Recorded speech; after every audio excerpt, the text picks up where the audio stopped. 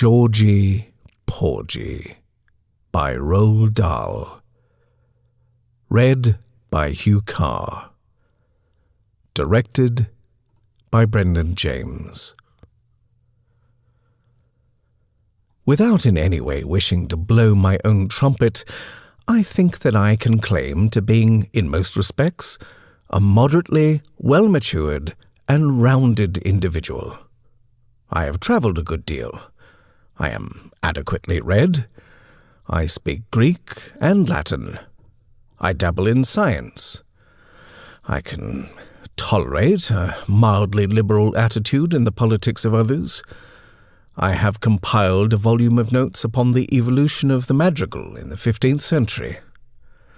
I have witnessed the death of a large number of persons in their beds, and, in addition, I have influenced, at least I hope I have, the lives of quite a few others by the spoken word delivered from the pulpit. In spite of all this, I must confess I have never in my life, well, how shall I put it? I have never really had anything much to do with women. To be perfectly honest, up until 3 weeks ago, I had never so much as laid a finger on one of them, except perhaps to help them over a stile or something like that when the occasion demanded. And even then I always tried to ensure that I touched only the shoulder or the waist or some other place where the skin was covered, because the one thing I never could stand was actual contact between my skin and theirs. Skin touching skin. My skin, that is, touching the skin of a female. Whether it were leg, neck, face, hand, or merely finger, was so repugnant to me that I invariably greeted a lady with my hands clasped firmly behind my back to avoid the inevitable handshake. I could go further than that and say that any sort of physical contact with them, even when the skin wasn't bare, would disturb me considerably. If a woman stood too close to me in a queue so that our bodies touched, or if she squeezed in beside me on a bus seat, hip to hip and thigh to thigh, my cheeks would begin burning like mad, and little prickles of sweat would start coming out all over the crown on my head. This condition is all very well in a schoolboy who has just reached the age of puberty. With him, it is simply Dame Nature's way of putting the brakes on holding the lad back until he is old enough to behave himself like a gentleman. I approve of that. But there was no reason on God's earth why I, at the ripe old age of 31, should continue to suffer a similar embarrassment. I was well trained to resist temptation, and I was certainly not given to vulgar passions. Had I been even the slightest bit ashamed of my own personal appearance, then that might possibly have explained the whole thing. But I was not. On the contrary, and though I say it myself, the fates have been rather kind to me in that regard. I stood exactly 5.5 feet tall in my stockinged feet, and my shoulders, though they sloped downward a little from the neck, were nicely in balance with my small, neat frame. Personally, I've always thought that a little slope on the shoulder lends a subtle and faintly aesthetic air to a man who is not overly tall. Don't you agree?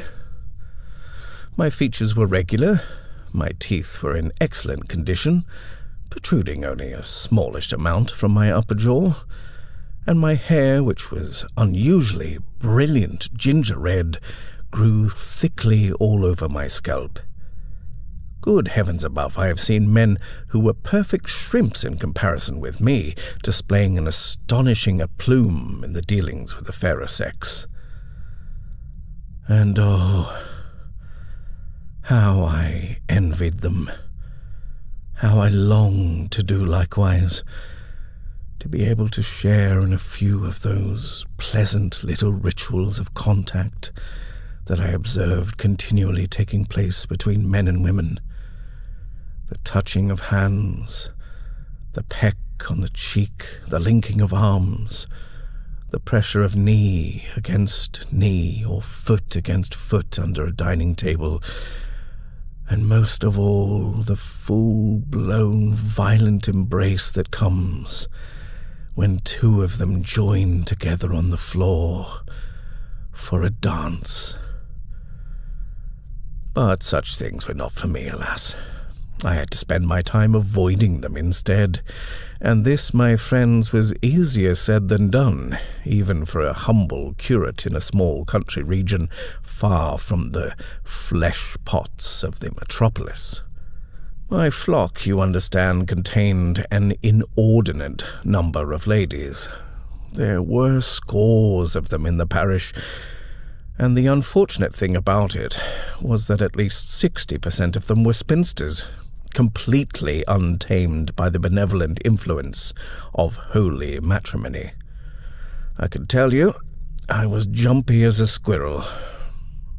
One would have thought that with all the careful training my mother had given me as a child, I should have been capable of taking this sort of thing well in my stride. And no doubt I would have done, if only she had lived long enough to complete my education. But, alas, she was killed when I was still quite young. She was a wonderful woman, my mother. She used to wear huge bracelets on her wrists, 5 or 6 of them at a time, with all sorts of things hanging from them and tinkling against each other as she moved. It didn't matter where she was, you could always find her by listening for the noise of those bracelets. It was better than a cowbell. And in the evenings she used to sit on the sofa in her black trousers, with her feet tucked up underneath her, smoking endless cigarettes from a long black holder, and I'd be crouching on the floor watching her. "You want to taste my martini, George?" he used to ask. "Stop it, Claire," my father would say. "If you're not careful, you'll stunt the boy's growth." "Go on," she said. "Don't be frightened. Drink it." I always did everything my mother told me. "That's enough," my father said. "He only has to know what it tastes like." "Please don't interfere, Boris. This is very important." My mother had a theory that nothing in the world should be kept secret from a child. Show him everything. Make him experience it. I'm not going to have any boy of mine going around whispering dirty secrets with other children and having to guess about this thing and that simply because no one will tell him. Tell him everything. Make him listen.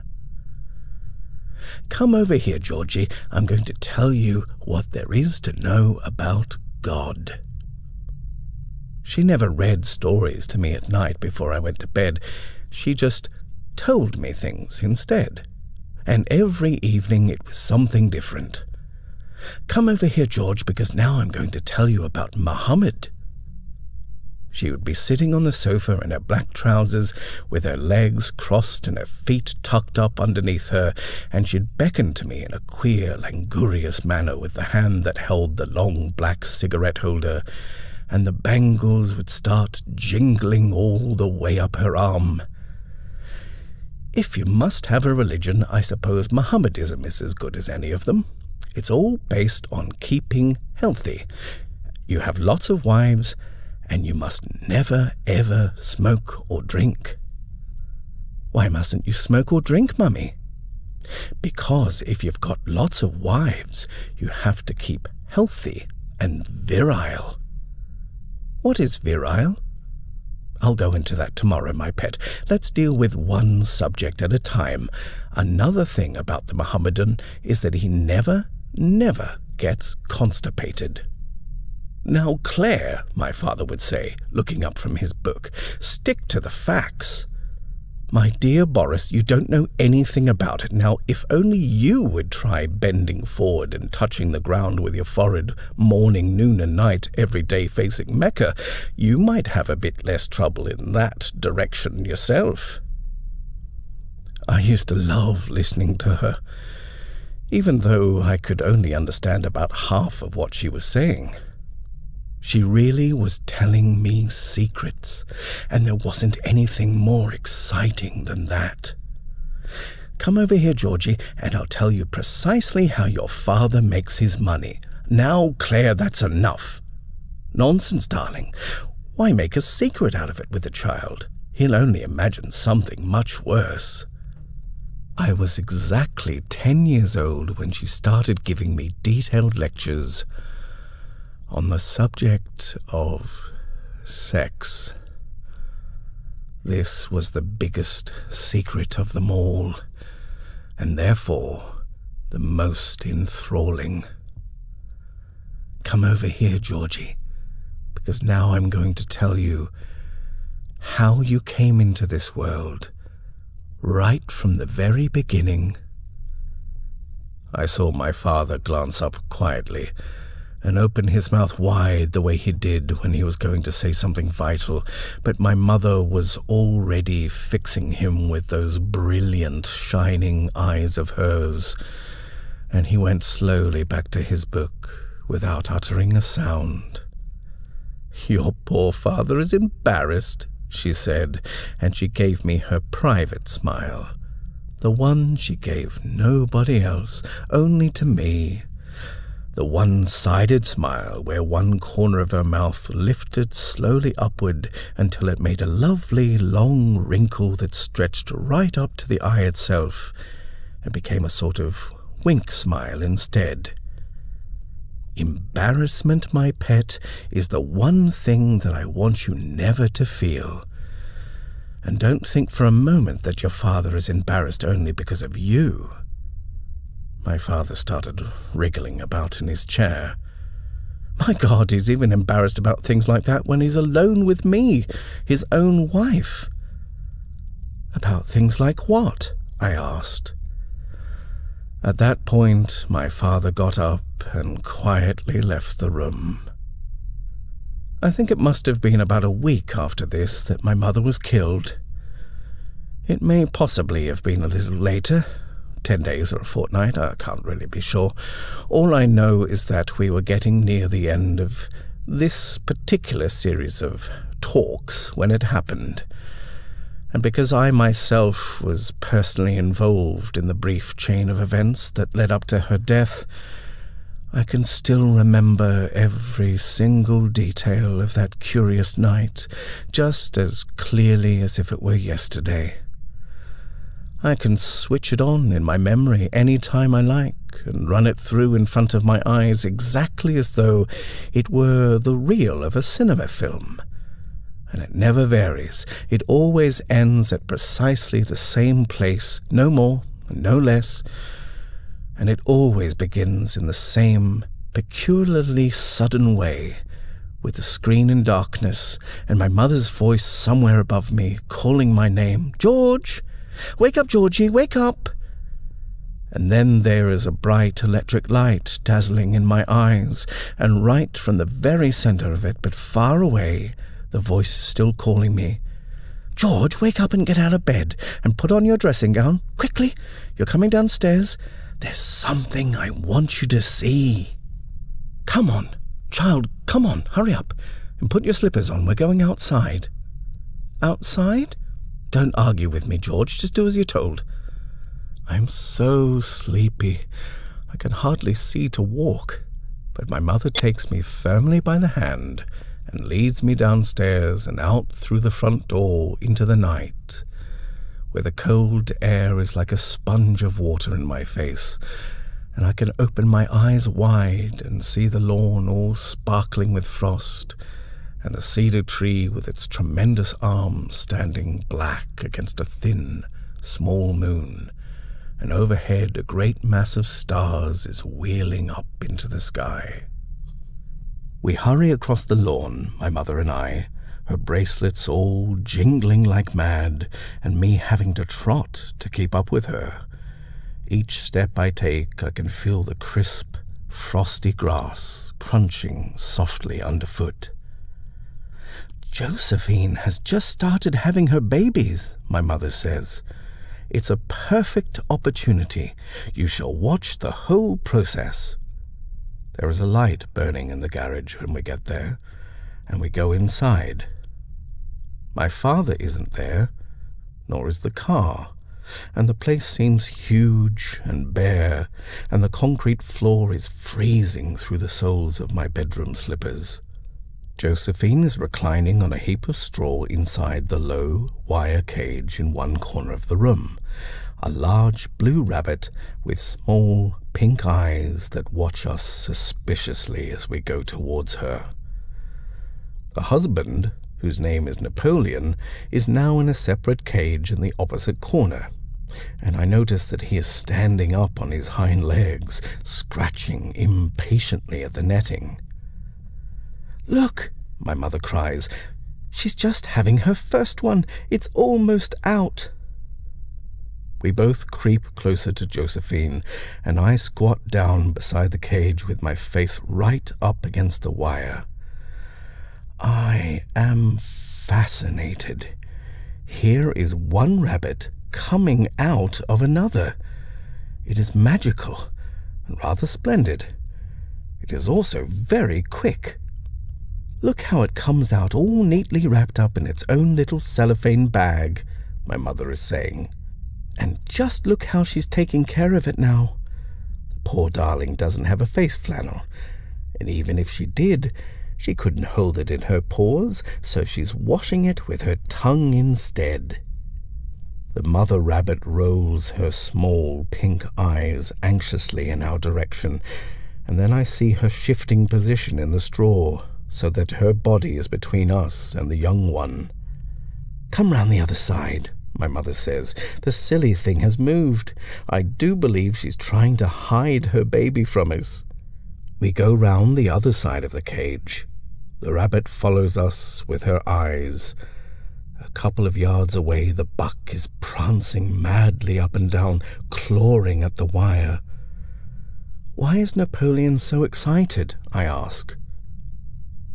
"I don't know, dear. Don't you bother about him. Watch Josephine.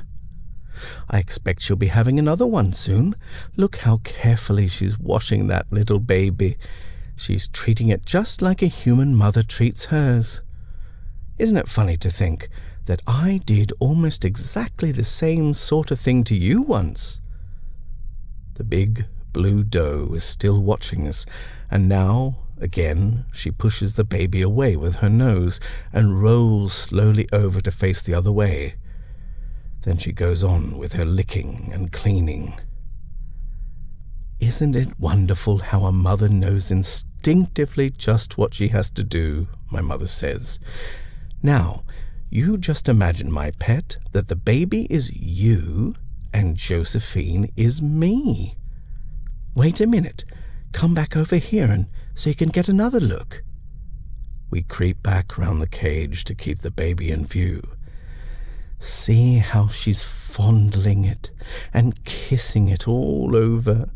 There, she's really kissing it now, isn't she? Exactly like me and you. I peer closer. It seems a queer way of kissing to me. "Look!" I scream. "She's eating it!" And sure enough, the head of the baby rabbit is now disappearing swiftly into the mother's mouth. "Mummy, quick!" But almost before the sound of my scream has died away, the whole of that tiny pink body has vanished down the mother's throat. I swing quickly around, and the next thing I know, I'm looking straight into my own mother's face, not 6 inches above me, and no doubt she is trying to say something, or it may be that she is too astonished to say anything, but all I see is the mouth, the huge red mouth opening wider and wider until it is just a great, big, round, gaping hole with a black center, and I scream, and this time I can't stop. Then suddenly out come her hands, and I can feel her skin touching mine, the long, cold fingers closing tightly over my fists. And I jump back and jerk myself free and rush blindly out into the night.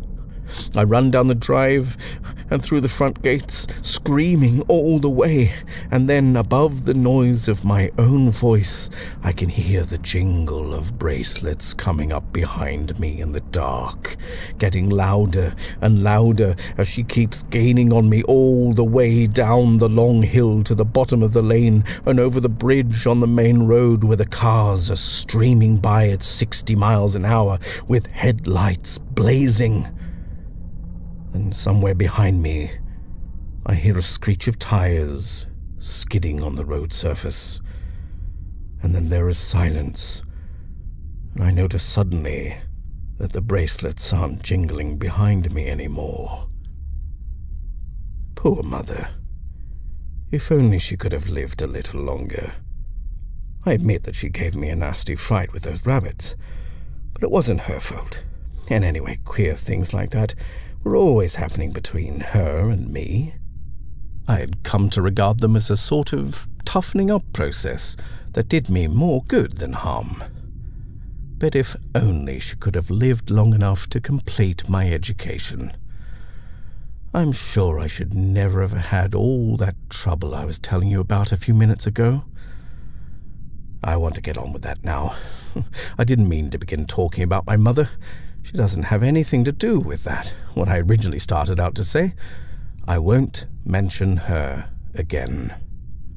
I was telling you about the spinsters in my parish. It's an ugly word, isn't it, spinsters? It conjures up the vision either of a stringy old hen with a puckered mouth or a huge ribald monster shouting around the house in riding breeches. But these were not like that at all. They were a clean, healthy, well-built group of females, the majority of them highly bred and surprisingly wealthy, and I feel sure that the average unmarried man would have been gratified to have them around. In the beginning, when I first came to the vicarage, I didn't have too bad a time. I enjoyed a measure of protection, of course, by reason of the calling and my cloth. In addition, I myself adopted a cool, dignified attitude that was calculated to discourage familiarity.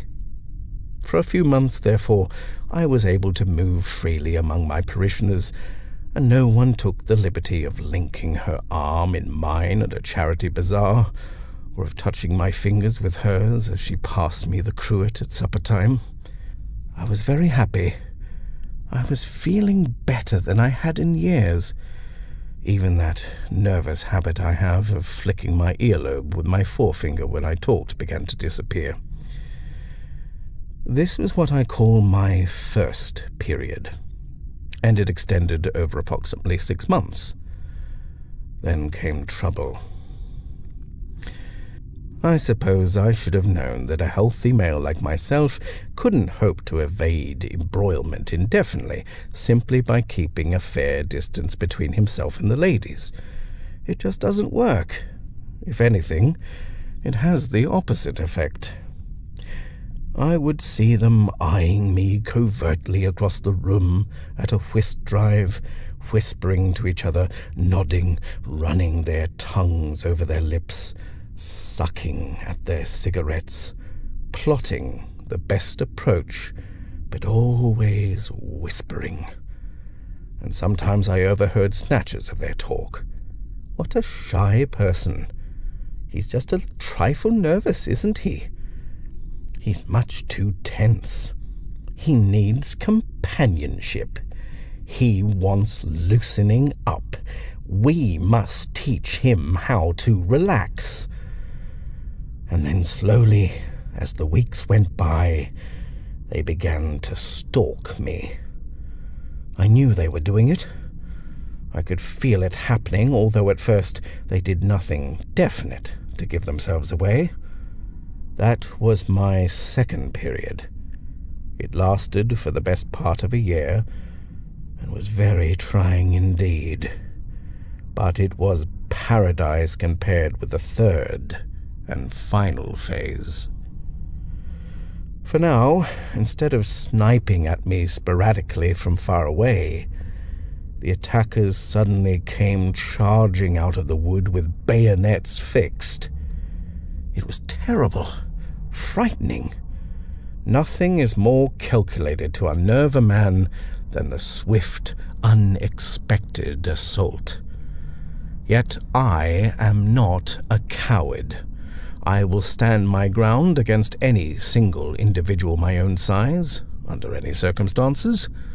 But this onslaught, I am now convinced, was conducted by vast numbers operating as one skillfully coordinated unit. The first offender was Miss Elphinston, a large woman with moles.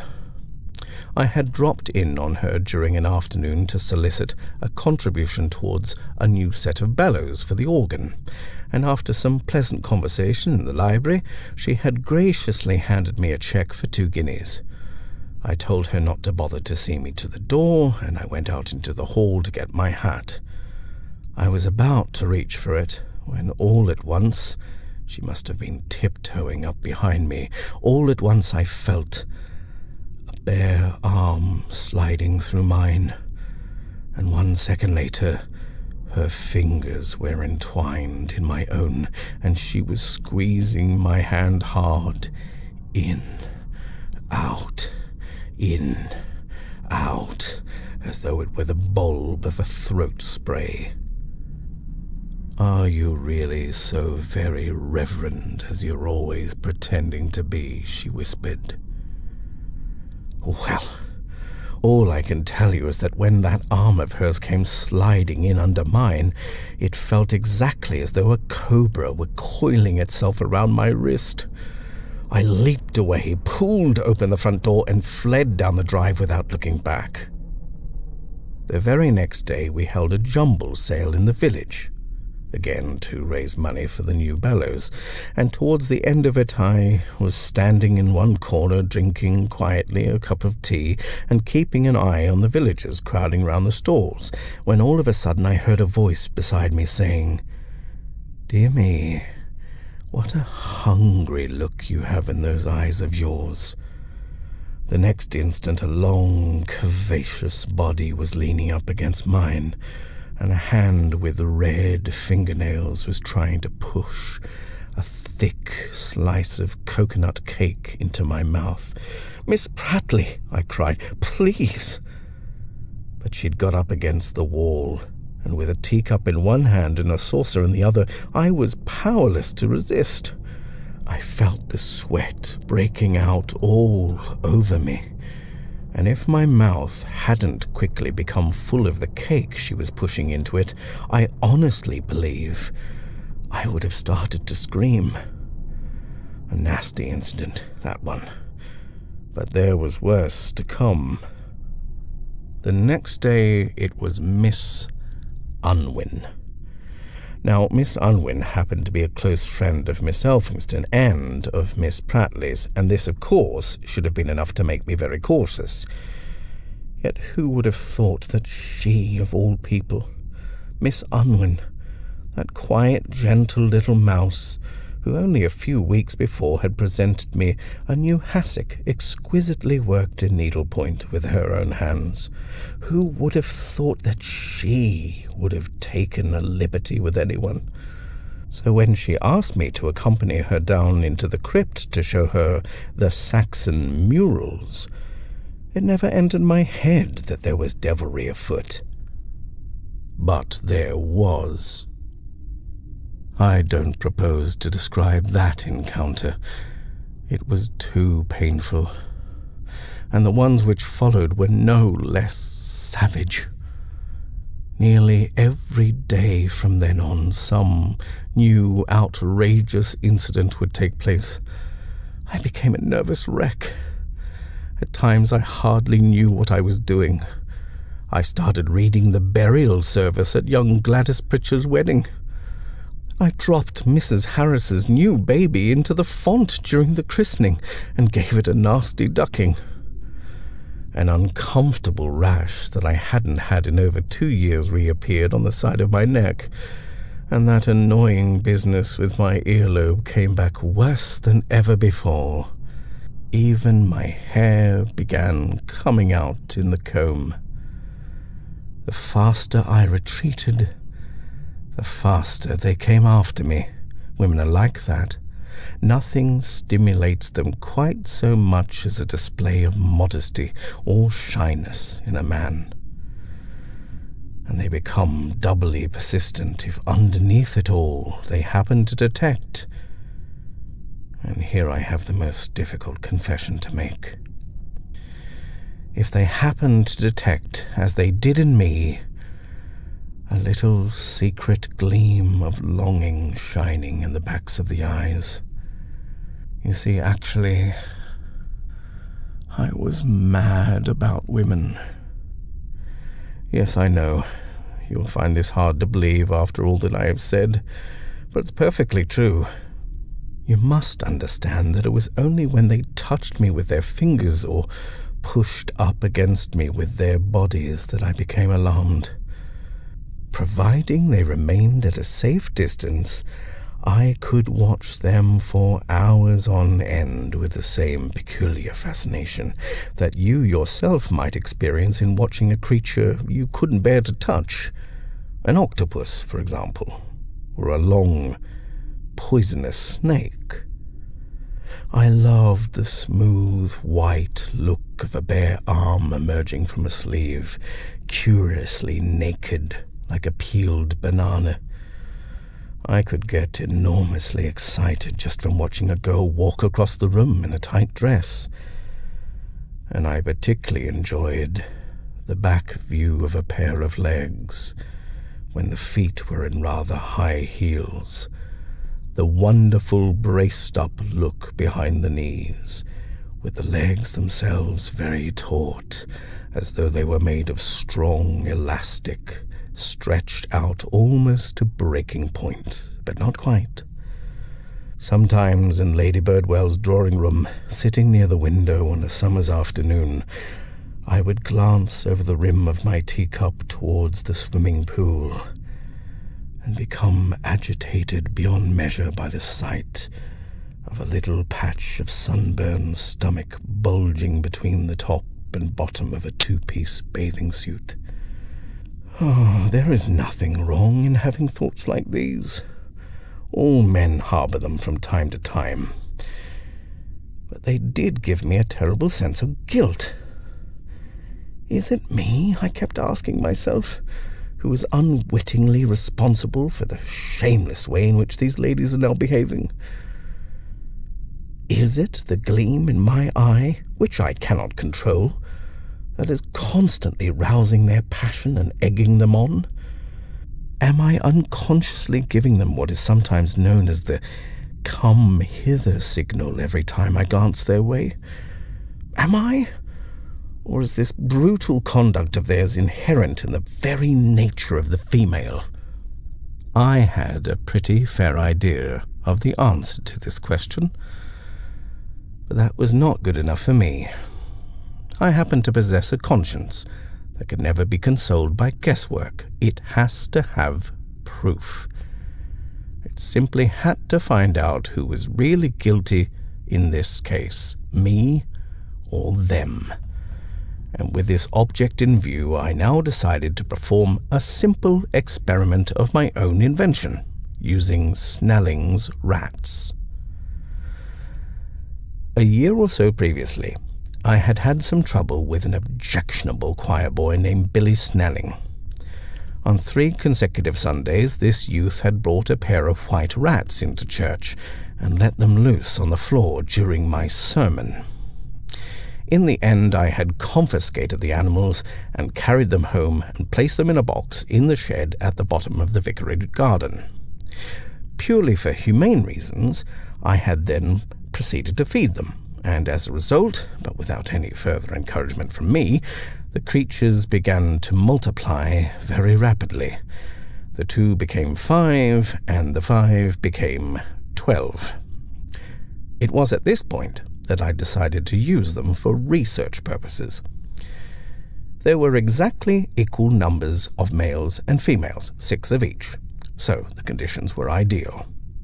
I first isolated the sexes, putting them into 2 separate cages, and I left them like that for 3 whole weeks.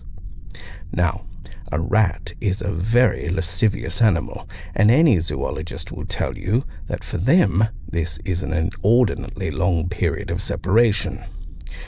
At a guess, I would say that 1 week of enforced celibacy for a rat is equal to approximately 1 year of the same treatment for someone like, say, Miss Elphinston or Miss Prattley. So you can see what I was doing, making a pretty fair job in reproducing actual conditions. When the 3 weeks were up, I took a large box that was divided across the center by a little fence, and I placed the females on one side and the males on the other.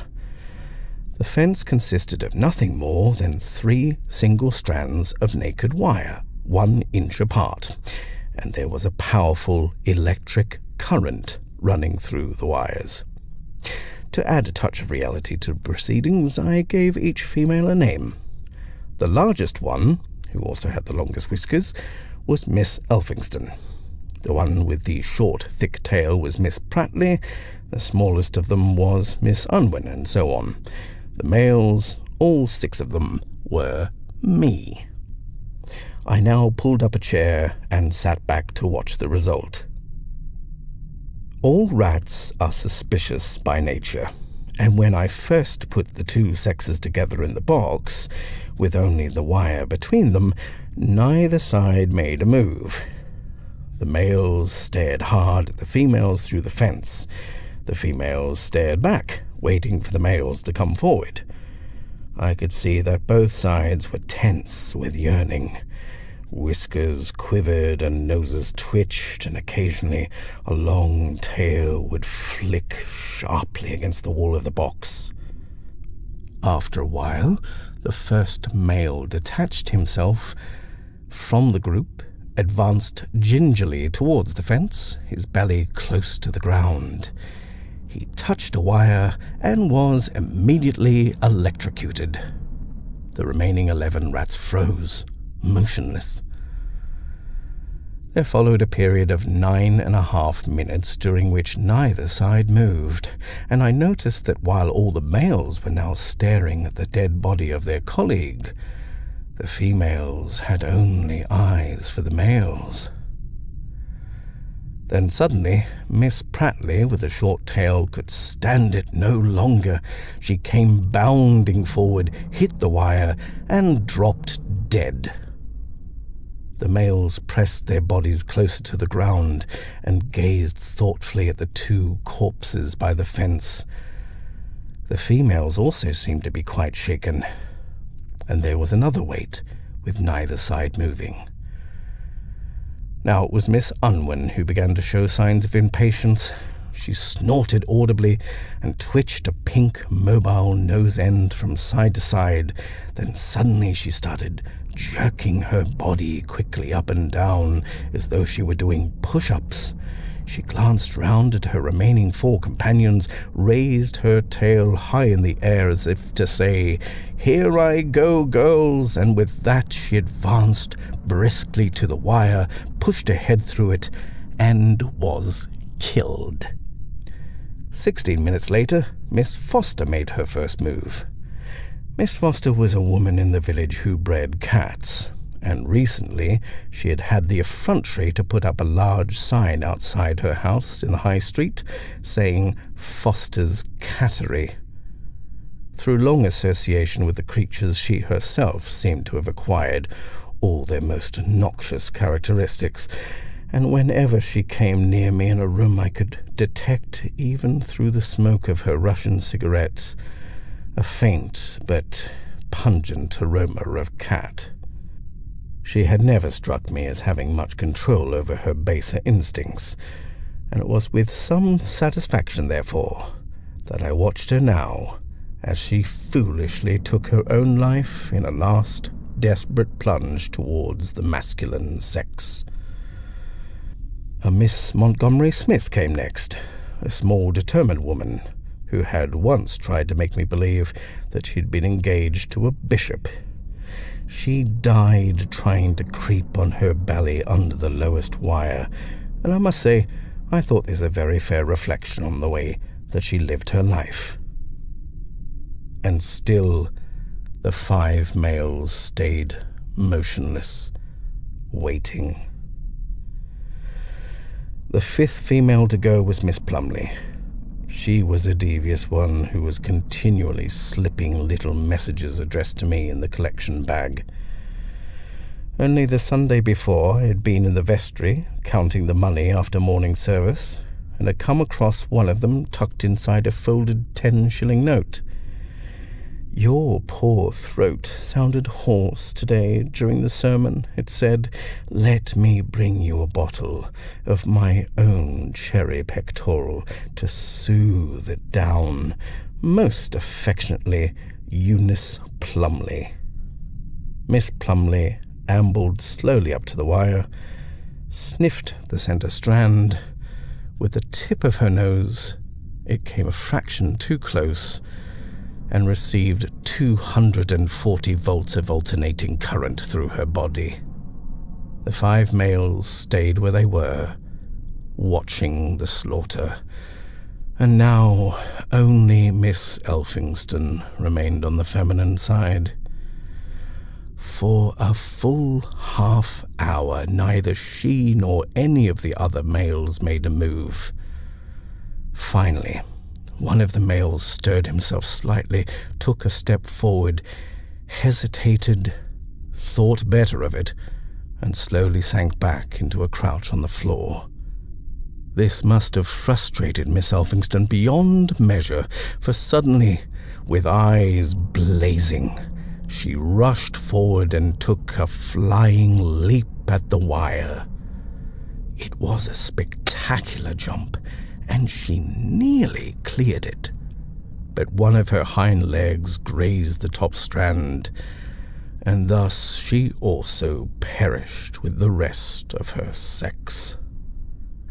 I cannot tell you how much good it did me to watch this simple, and though I say so myself, this rather ingenious experiment. In one stroke, I had laid open the incredibly lascivious, stop-at-nothing nature of the female. My own sex was vindicated. My own conscience was cleared. In a trice, all those awkward little flashes of guilt from which I had continually been suffering flew out the window. I felt suddenly very strong and serene in the knowledge of my own innocence. For a few moments I toyed with the absurd idea of electrifying the black iron railings that ran round the vicarage garden. Or perhaps just the gate would be enough. Then I would sit back comfortably in a chair in the library and watch through the window as the real Mrs. Elphinston and Pratley and Unwin came forward one after the other and paid the final penalty for pestering an innocent male. Such foolish thoughts. What I must actually do now, I told myself, was to weave around me a sort of invisible electric fence constructed entirely out of my own personal moral fibre. Behind this I would sit in perfect safety, while the enemy, one after another, flung themselves against the wire. I would begin by cultivating a brisk manner. I would speak crisply to all women, and refrain from smiling at them. I would no longer step back a pace when one of them advanced upon me. I would stand my ground and glare at her, and if she said something that I considered suggestive, I would make a sharp retort. It was in this mood that I set off the very next day to attend Lady Birdwell's tennis party. I was not a tennis player myself, but her ladyship had graciously invited me to drop in and mingle with the guests when play was over at 6 o'clock. I believe she thought that it lent a certain tone to a gathering to have a clergyman present, and she was probably hoping to persuade me to repeat the performance I gave the last time when I was there, when I sat at the piano for a full hour and a quarter after supper and entertained the guests with a detailed description of the evolution of the madrigal throughout the centuries. I arrived at the gates on my cycle promptly at 6 o'clock and pedalled up the long drive towards the house. This was the first week of June, and the rhododendrons were massed in great banks of pink and purple all the way along on either side. I was feeling unusually blithe and dauntless. The previous day's experiment with rats had made it impossible now for anyone to take me by surprise.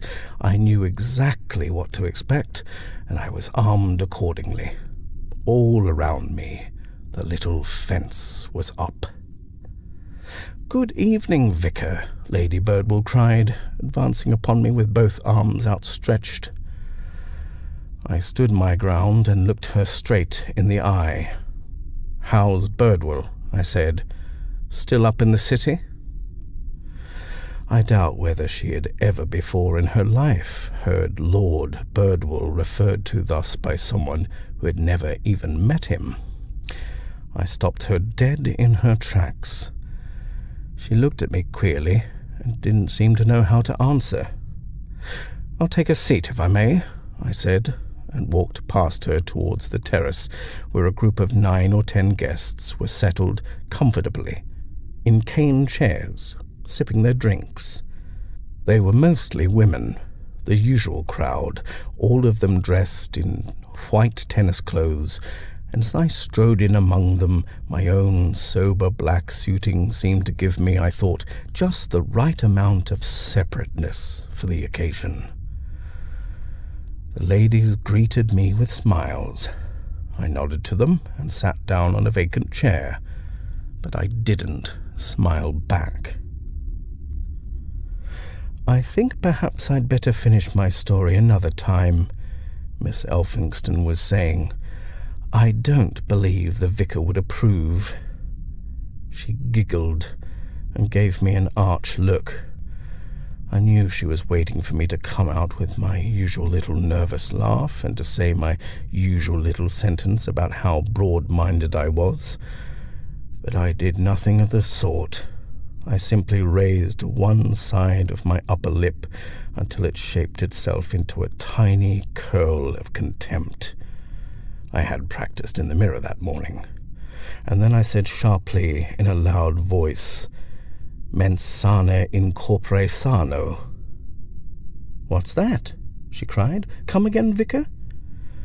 "A clean mind in a healthy body," I answered. "It's a family motto." There was an odd kind of silence for quite a long time after this.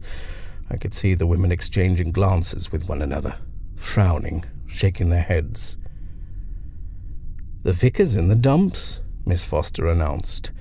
She was the one who bred cats. "I think the vicar needs a drink." "Thank you," I said, "but I never imbibe, you know that." "Then do let me fetch you a nice cooling glass of fruit cup." This last sentence came softly and rather suddenly from someone just behind me to my right, and there was a note of such genuine concern in the speaker's voice that I turned around. I saw a lady of singular beauty whom I had met only once before, about a month ago. Her name was Miss Roach, and I remembered that she had struck me then as being a person far out of the usual run. I had been particularly impressed by her gentle and reticent nature, and the fact that I had felt comfortable in her presence proved beyond doubt that she was not the sort of person who would try to impinge herself upon me in any way. "I'm sure you must be tired after cycling all that distance," she was saying now. I swiveled right around in my chair and looked at her carefully. She was certainly a striking person, unusually muscular for a woman, with broad shoulders and powerful arms, and a huge calf bulging on each leg. The flush of the afternoon's exertions was still upon her, and her face glowed with a healthy red sheen. "Thank you so much, Miss Roach," I said, "but I never touch alcohol in any form. Maybe a small glass of lemon squash." "The fruit cup is only made of fruit, Padre." How I loved a person who called me Padre. The word has a military ring about it that conjures up vision of stern discipline and officer rank. "Fruit cup?" Miss Elphingston said. "It's harmless." "My dear man, it's nothing but vitamin C," Miss Foster said. "Much better for you than fizzy lemonade," Lady Birdwool said. "Carbon dioxide attacks the lining of the stomach." "I'll get you some," Miss Roach said, smiling at me pleasantly. It was a good, open smile, and there wasn't a trace of guile or mischief from one corner of the mouth to the other. She stood up, and walking over to the drink table, I saw her slicing an orange, then an apple, then a cucumber, then a grape, and dropping the pieces into a glass. Then she poured in a large quantity of liquid from a bottle whose label I couldn't quite read without my spectacles, but I fancied that I saw the name Jim on it, or Tim, or Pim, or some such word. "I hope there's enough left," Lady Birdwool called out. "Those greedy children of mine do love it so." "Plenty," Miss Roach answered, and she brought the drink to me and set it on the table. Even without tasting it, I could easily understand why children adored it. The liquid itself was dark, amber red, and there were great hunks of fruit floating around among the ice cubes on top of it all. Miss Roach had placed a sprig of mint. I guessed that the mint had been put there specially for me, to take away some of the sweetness and to lend a touch of grown-upness to the concoction that was otherwise so obviously for youngsters. "Too sticky for you, Padre?" "It's delectable," I said, sipping it. "Quite perfect." It seemed a pity to gulp it down quickly after all the trouble Miss Roach had taken to make it, but it was so refreshing I couldn't resist. "Do let me make you another." I liked the way she waited until I had set the glass down on the table instead of trying to take it out of my hand. "I wouldn't eat the mint if I were you," Miss Elphingston said. "I'd better get another bottle from the house," Lady Birdwool called out. "You're going to need it, Mildred." "Do that," Miss Roach replied. "I drink gallons of the stuff myself," she went on, speaking to me. "And I don't think you'd say that I'm exactly what you might call emaciated." "No, indeed," I answered fervently. I was watching her again as she mixed me another brew, noticing how the muscles rippled under the skin of the arm that raised the bottle. Her neck also was uncommonly fine when seen from behind, not thin and stringy like the necks of a lot of those so-called modern beauties, but thick and strong, with a slight ridge running down either side where the sinews bulged. It wasn't easy to guess the age of a person like this, but I doubted whether she could have been more than 48 or 9. I had just finished my second big glass of fruit cup when I began to experience a most peculiar sensation.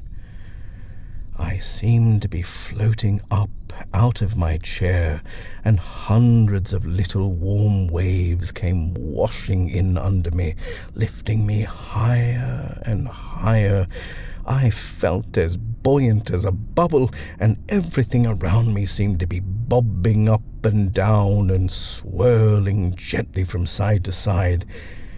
It was all very pleasant, and I was overcome by an almost irresistible desire to break into song. "Feeling happy?" Miss Roach's voice sounded miles and miles away, and when I turned to look at her, I was astonished to see how near she really was. She also was bobbing up and down. "Terrific," I answered. "I'm feeling absolutely terrific." Her face was large and pink, and it was so close to me that I could now see the pale carpet of fuzz covering both her cheeks, and the way the sunlight caught each separate hair and made it shine like gold. All of a sudden I found myself wanting to put out a hand and stroke those cheeks of hers with my fingers. To tell the truth, I wouldn't have objected in the least if she had tried to do the same to me. "Listen," she said softly, "how about the two of us taking a little stroll down the garden to see the lupins?" "Fine," I answered. "Lovely, anything you say." There is a small Georgian summer house alongside the croquet lawns in Lady Birdwell's garden, and the very next thing I knew, I was sitting inside it on a kind of chaise longue, and Miss Roach was beside me. I was still bobbing up and down, and so was she, and so, for that matter, was the summer house. But I was feeling wonderful. I asked Miss Roach if she would like me to give her a song.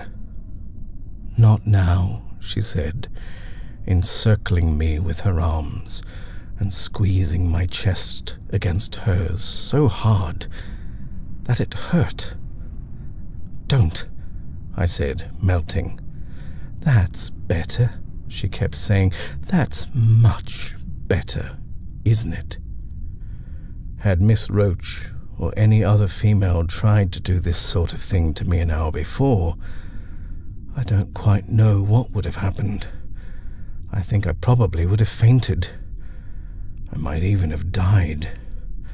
But here I was now, the same old me, actually relishing the contact of those enormous bare arms against my body. Also, this was the most amazing thing of all. I was beginning to feel the urge to reciprocate. I took the lobe of her left ear between my thumb and forefinger and tugged at it playfully. "Naughty boy," she said. I tugged harder and squeezed it a bit at the same time. This roused her to such a pitch that she began to grunt and snort like a hog. Her breathing became loud and stertorous. "Kiss me," she ordered. "What?" I said. "Come on, kiss me."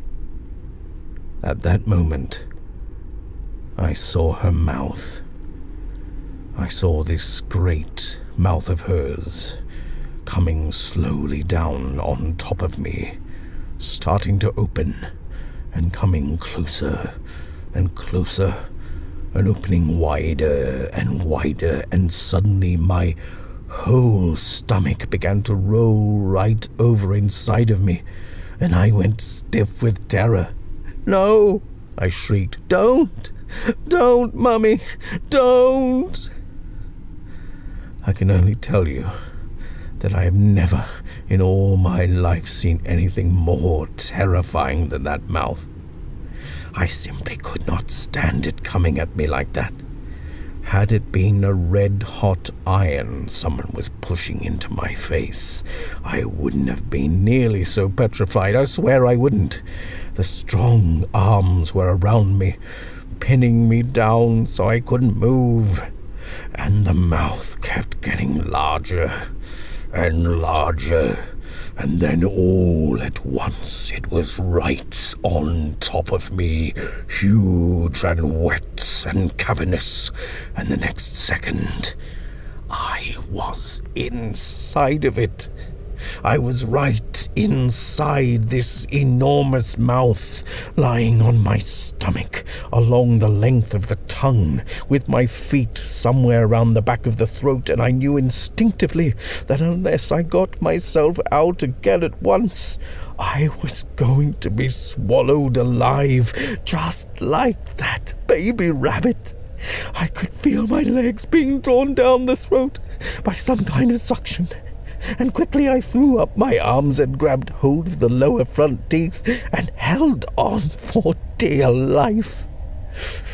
My head was near the mouth entrance, and I could actually look right out between the lips and see a little patch of the world outside.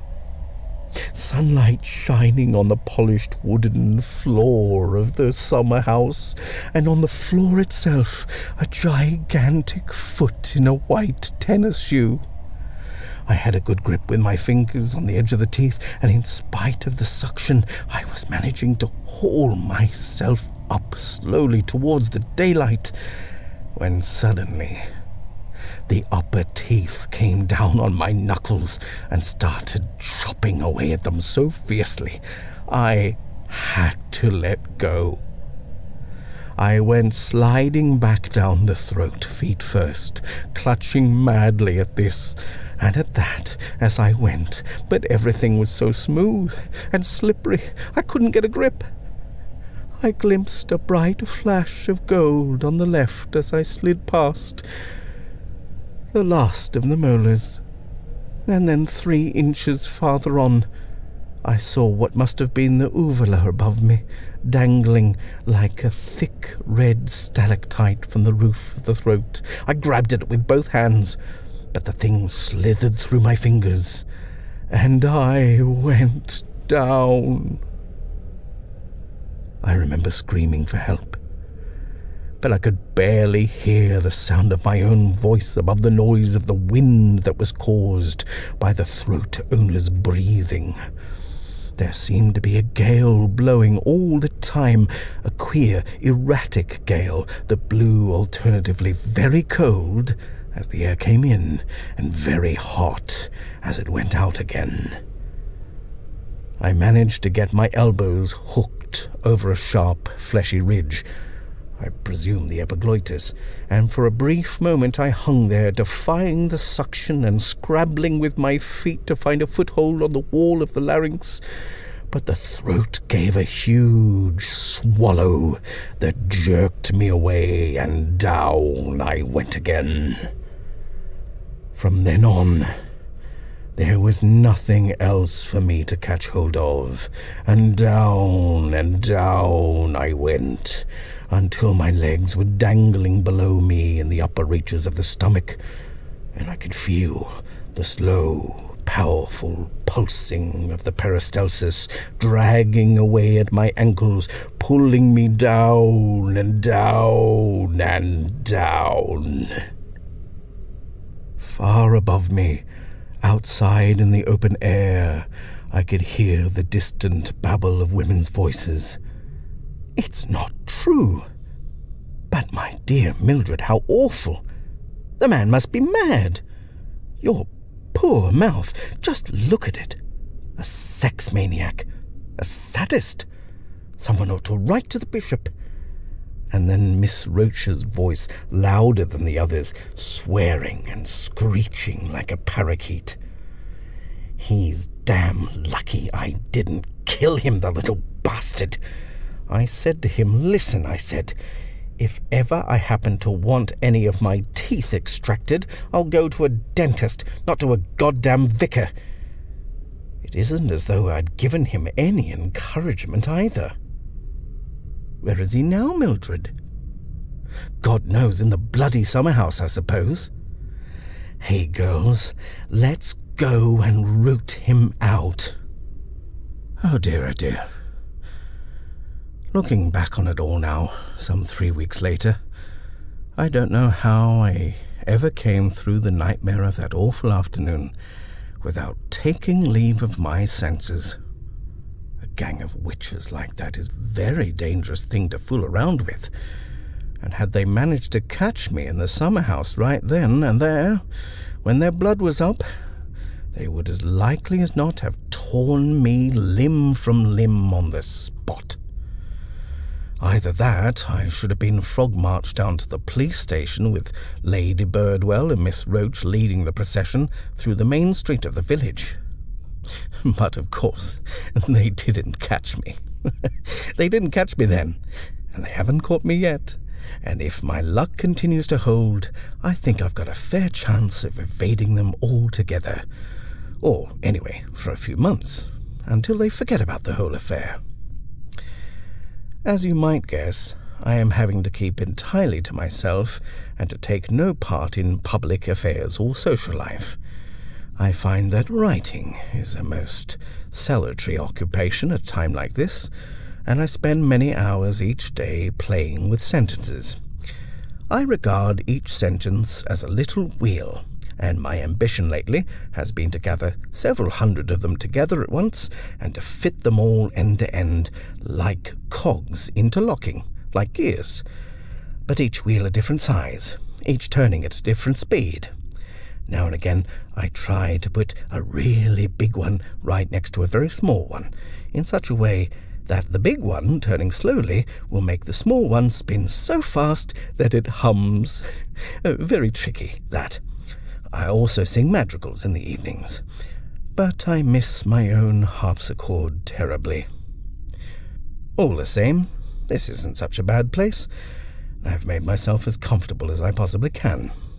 It is a small chamber situated in what is almost certainly the primary section of the duodenal loop, just before it begins to run vertically down in front of the right kidney. The floor is quite level. Indeed, it was the first place I came to during that horrible descent down Miss Roach's throat. And that's the only reason I managed to stop at all. Above me, I can see a pulpy sort of opening that I take to be the pylorus, where the stomach enters the small intestine. I can still remember some of those diagrams my mother used to show me, and below me there is a funny little hole in the wall where the pancreatic duct enters the lower section of the duodenum. It is all a trifle bizarre for a man of conservative tastes like myself. Personally, I like oak furniture and parquet flooring, but there is, anyway, one thing that pleases me greatly, and that is the walls. They are lovely and soft, like a sort of padding. And the advantage is that I can bounce up against them as much as I like without hurting myself. There are several other people about, which is rather surprising, but I thank God they are every one of them males. For some reason or another, they all wear white coats, and they bustle around pretending to be very busy and important. In actual fact, they are an uncommonly ignorant bunch of fellows. They don't even seem to realize where they are. I try to tell them, but they refuse to listen. Sometimes I get so angry and frustrated with them that I lose my temper and start to shout, and then a sly, mistrustful look comes over their faces, and they begin backing slowly away, saying, "Now then, take it easy, Vicar, there's a good boy, take it easy." What sort of talk is that? But there is one oldish man, he comes to see me every morning after breakfast, who appears to live slightly closer to reality than the others. He is civil and dignified, and I imagine he is lonely, because he likes nothing better than to sit quietly in my room and listen to me talk. The only trouble is that whenever we get on the subject of our whereabouts, he starts telling me that he is going to help me to escape. He said it again this morning, and we had quite an argument about it. "But you see," I said patiently, "I don't want to escape." "My dear Vicar, why ever not?" "I keep telling you because they're all searching for me outside." "Who?" "Miss Elphingston and Miss Roach and Miss Pratley and all of them." "What nonsense." "Oh, yes, they are. And I imagine they're after you as well, but you won't admit it." "No, my friend, they are not after me. Then may I ask precisely what you were doing down here? A bit of a stumper for him, that one. I could see he didn't know how to answer it. I bet you were fooling around with Miss Roach and got yourself swallowed up just the same as I did.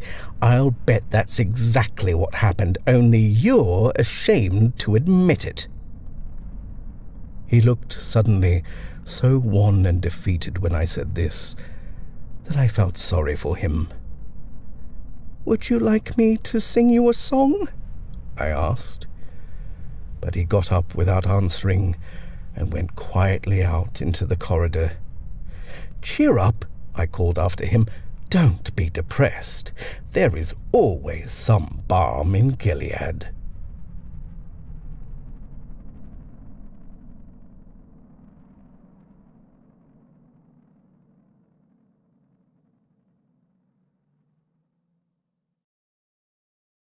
Production, sound design and editing by Brendan James. Please support the Black Dog Chronicles by liking this video, sharing on your favorite social media, and subscribing. As always, we thank you for listening. This is Hugh Carr.